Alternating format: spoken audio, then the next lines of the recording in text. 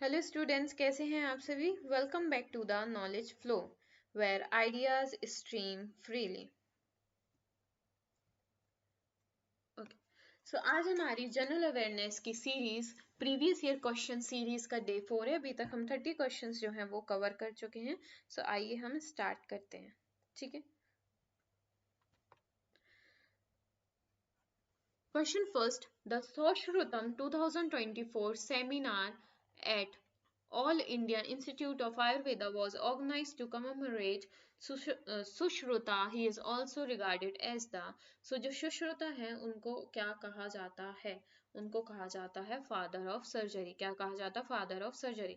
सो लोग बिल्कुल भी आप लोग ना कंफ्यूज मत होना कि यहाँ पे आयुर्वेदा लिखा है तो हम फादर ऑफ आयुर्वेदा पे क्लिक कर दें। नहीं, ये गलत हो जाएगा। ठीक है, ये जो सुश्रुता है ये कौन है? ये फादर ऑफ सर्जरी है।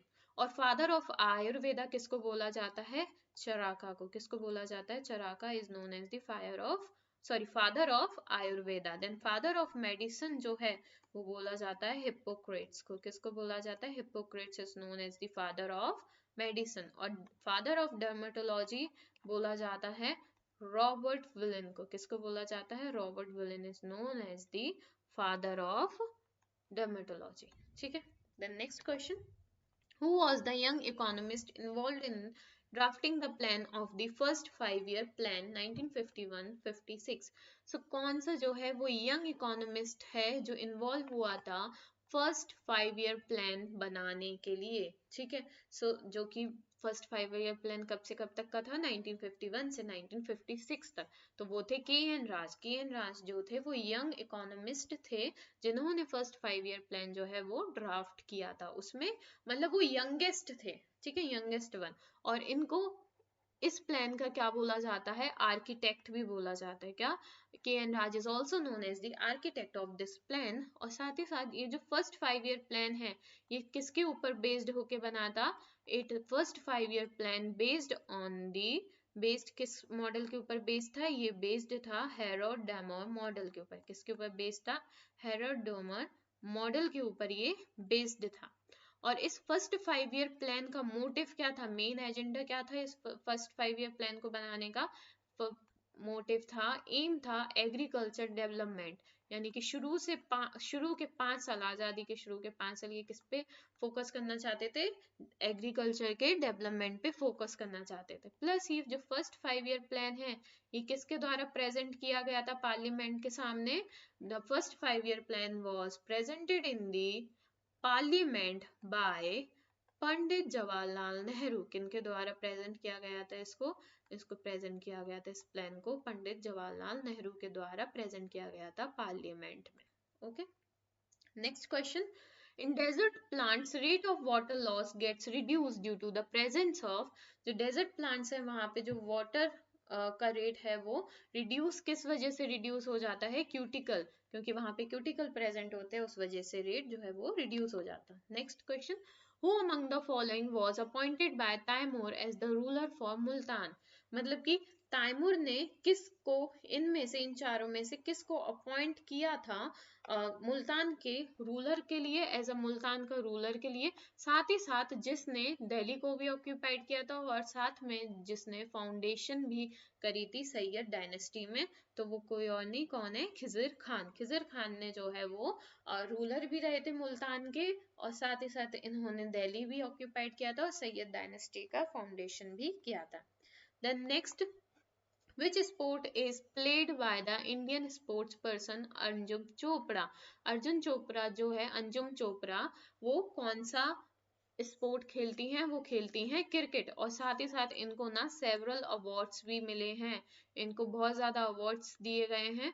और रिसेंटली में ही जो है वो फीमेल, हमारी वुमेन क्रिकेट टीम जो है वो ज्यादा फेमस हो रही है, ना तो पहले ज्यादा लोगों को नहीं पता था। ठीक है, और इनको, अंजुम चोपड़ा को सेवरल अवार्ड्स मिले हैं, जिसमें एक अवार्ड कौन से इंक्लूड है?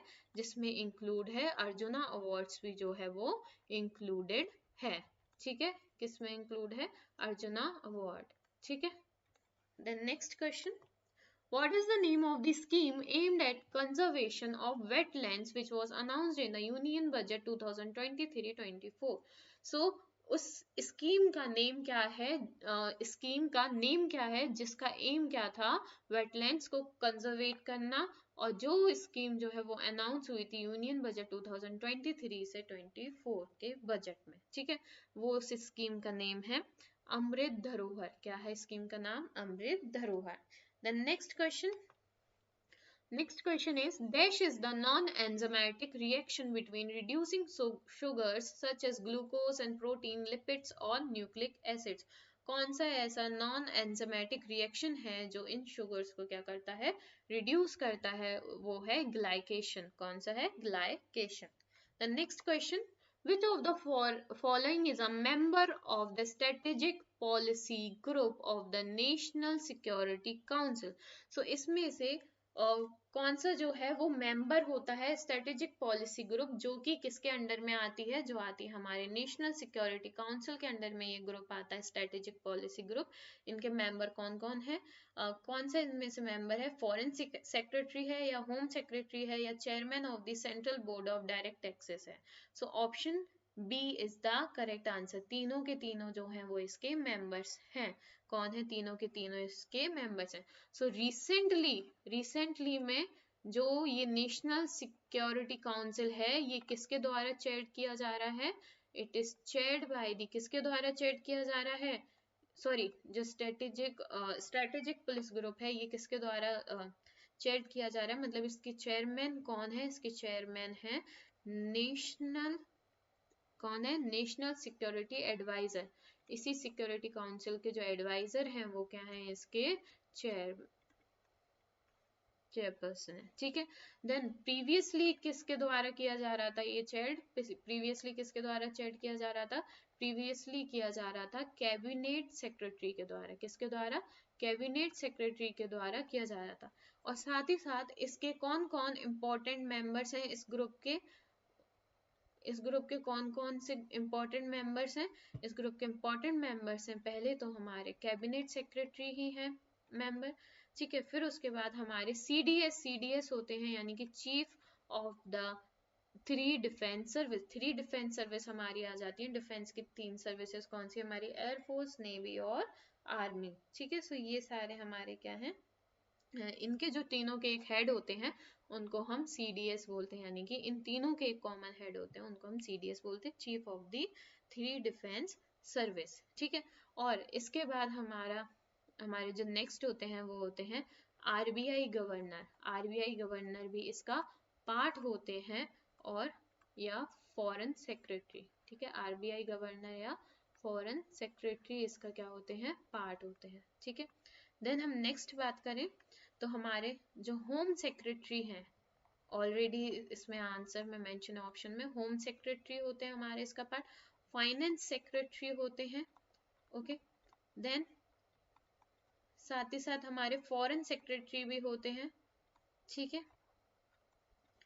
और डिफेंस सेक्रेटरी भी होते हैं, जो डिफेंस के सेक्रेटरी सीडीएस तो होती हैं, और साथ ही साथ जो डिफेंस के सेक्रेटरी होते हैं वो भी इसका पार्ट होते हैं। और हमारे ये chairman of the central board of direct taxes, ये तीनों भी होते हैं, ठीक है। सो ये, और एक और है हमारे नीति आयोग, है ना। अच्छा, नीति आयोग को ही पहले कहा जाता था, 5 ईयर प्लान्स को ही नीति आयोग कहा जाता था, बट अब जो है उसको हम नीति आयोग कहने लगे, 5 ईयर प्लान की जगह रीनेम कर दिया गया नीति आयोग। और जो नीति आयोग के वाइस चेयरमैन है, कौन? वाइस चेयरमैन, उनको वो भी जो है वो इस ग्रुप का पार्ट होते हैं, ठीक है। सो ये जो है इंपॉर्टेंट मेंबर्स है। Next question, What is the name of India's second permanent research center in Antarctica? जो अंटार्कटिका में इंडिया का सेकंड परमानेंट रिसर्च सेंटर है, उसका नाम क्या है? उसका नाम है मैत्री, ठीक है। Next question, in which of the following articles laws inconsistent with or in derogation of the fundamental rights is mentioned? किस आर्टिकल में मेंशन है? ये हमारा जो है वो मेंशन है आर्टिकल 13 में। किस में मेंशन है? हमारा आर्टिकल 13 में मेंशन है। और आर्टिकल 12 में जो है वो डेफिनेशन मेंशन है। डेफिनेशन किसकी मेंशन है? द टर्म स्टेट, स्टेट क्या होता है, ठीक है, उसकी जो है वो डेफिनेशन मेंशन है। अच्छा, इधर जो स्टेट की बात हो रही है वो हमारे जो 28 स्टेट्स हैं उनकी बात नहीं होती है ना। इधर स्टेट यानी कि गवर्नमेंट की बात होती है, गवर्नमेंट को भी क्या कहा जाता है, स्टेट कहा जाता है, ठीक है। देन आर्टिकल 15 में जो है वो हम आर्टिकल 15 में मेंशन है कि हम प्रोहिबिट करते हैं किसको, डिस्क्रिमिनेशन को।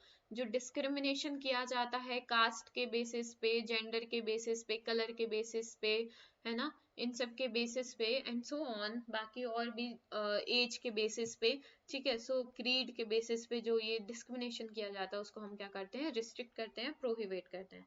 देन आर्टिकल 14 में मेंशन है इक्वालिटी बिफोर लॉ, यानी कि कानून के सामने सब क्या है, सब बराबर हैं, किसी में भी कोई भेदभाव नहीं है, equality before law. Okay, so आज के हमारी सीरीज कंप्लीट हुई, हमने 10 क्वेश्चंस जो हैं वो हमारे प्रीवियस ईयर क्वेश्चंस के कवर कर लिए। Thank you class.